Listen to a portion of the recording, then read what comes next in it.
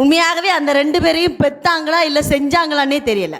அந்த பேச்சு பேசிட்டு போயிருக்காங்க. இவங்க 2 பேரையும் செய்ய முடியாதுமா. இதெல்லாம் மேட் இன் ஜப்பான், ஆர்டர் பண்ணிட்டாங்களோ, சைனா. ஆர்டர் பண்ணி வாங்கியிருப்பாங்க போல இருக்குது அமேசான்ல. எப்ப பாரு பணம் பணம்னு. நான் உண்மையாகவே ஒரு நாய் இருக்குல்ல, நாய் நடுவர் அவர்களே, ஒரு நாய் இருக்குதுல்ல, நாய் தெருவுல போற அந்த ஒரு நாய்க்கு கூட சில வார்த்தையை நிறுத்தி சொன்னா தப்பா போயிடும்.